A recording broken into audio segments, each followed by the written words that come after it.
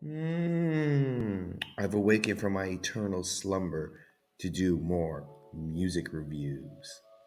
Oh, yeah. What's up, everyone? It's your boy, Matt Diazbo, coming at you with a new album review. I hope you're doing pretty well. Today, I am checking out an artist called Mary Mortem with her latest album called Phantoms of the Fall. Now, this artist, Mary Mortem, is someone I just recently discovered because I was just, searching for new music on Lambgoat, and her name and the album kind of stuck out to me. And from what I've gathered, is that she is a doom slash shoegaze artist that is based out of Tulsa, Oklahoma. I think she's been active for about 5 or 4 years. And like I said, it's a mix of doom music with shoegaze and some black metal elements. So if these are things that tickle your pickle, you're going to enjoy this album, I think. And overall, it was a very interesting and cathartic listening experience. And I think a good way to, explain what this music is like, it's less of an album and more of an experience. It's an extended mourning ritual draped in distortion, soaked in sorrow, and haunted by voices that seem to, drift from the edges of a dream in and out throughout this whole experience. She's doing a really good job of combining the emotional gravity of doom metal with the distant melancholiness of shoegaze while also bringing a rawness that, black metal is known for and mixing all of these genres up together. And I would say she's constructing a soundscape that's simultaneously mesmerizing and suffocating. And I would say the album opens up with the song Dead in Ulaga. I think I'm saying that right. Where, a slow ambient wash of sound just gives away to thick and fuzzy weighted guitars and very submerged vocals. And I think this track does a really good job of setting the tone and letting you know what follows on this album. And that is everything on here feels very colossal and just very decayed at the same time. With this song and the album as a whole, the riffs, they don't just really take up space, they loom in it, building massive walls of distortion that just fill and grow with tectonic patience and just loom over you as you listen. There's a unique sadness with these riffs that just have a sense of emotional ruin that's just seeped into every single note of every guitar strum. The drumming on here is, quite eerie with how they work the cymbals. And I think also the drums are not about, the usual of keeping time, being the metronome, the pacing of the songs and the band as itself, but it's more about conjuring an atmosphere here. The production choice here, especially on the vocals, they're just buried deep, especially early in the album.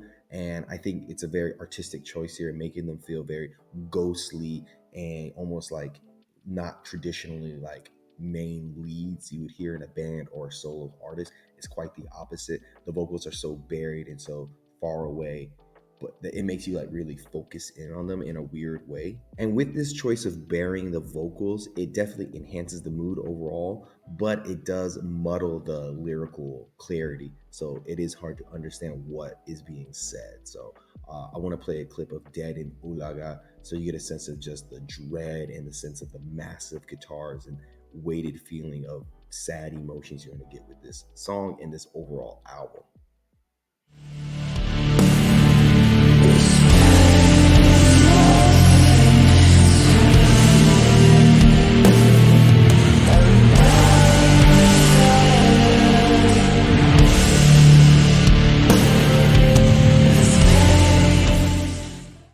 Those guitars sound massive and sad. Phantoms of the Fall, they do mix things up a little bit here by, bringing the vocals up a little bit more and letting them be more prominent with some layered, haunting clarity, adding a deathly weight to them that just makes you feel more immersed in the music and the riff work here. And I think it's really cool that the song is able to find a nice balance, I would say elegant balance between sonic dread and emotional tension. There's like a hypnotic quality here that just goes on and on. The repetition here is really nice because they have some riffs that, pulse with a slow heartbeat here between layers of mournful vocal harmonies. Lifeless on Your Back kind of shifts the palette a little bit by introducing some more masculine vocal tones and occasionally some blackened death metal, well, not death metal, but black metal blast beats that crack through the haze like distant thunder. Even with its intensity, the song remains strangely immersive, like it has a drowning sensation to it, like some unseen forces pulling you deep under into a dark place that you don't know whether you want to go there or not, but you feel the dread dragging you down. So here's a little clip of Lifeless on Your Back.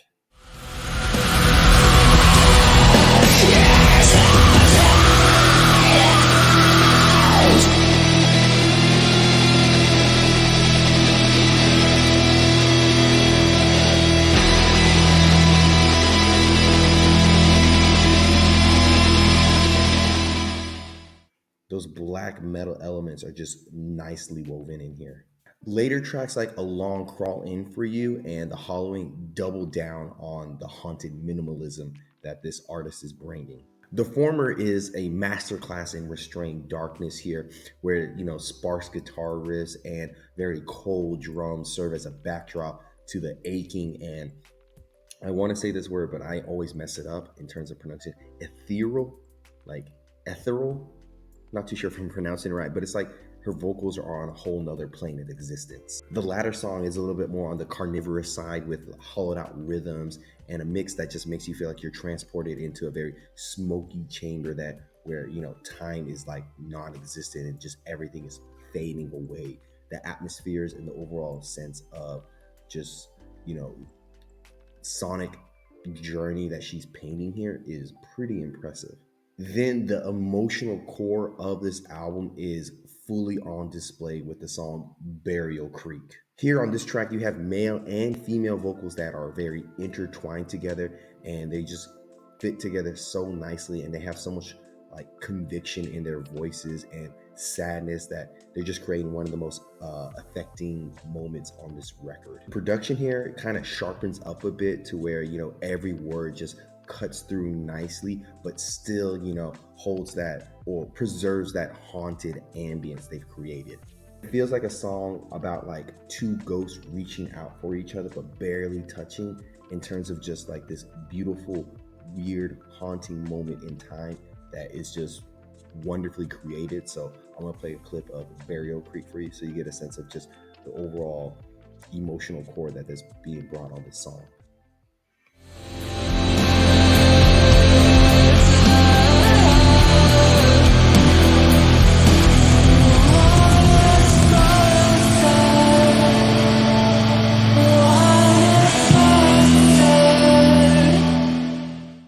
So much emotional weight with this track. Hunted, the album's eerie interlude, offers a nice breathless moment of anxiety for the record. It has all these distorted vocals that bring a level of uncomfortable edge to an otherwise minimal arrangement that just functions as a nice prelude to the raw and just ferocious song that is Shed Your Skin. The track feels like, a ritual gone wrong here by starting off with a single ringing out guitar strum before launching into like a chaotic Mad Max style of barrage of raw energy. The vocals become very almost animalistic and feral, and the riffs are both evil and undeniably catchy with this track.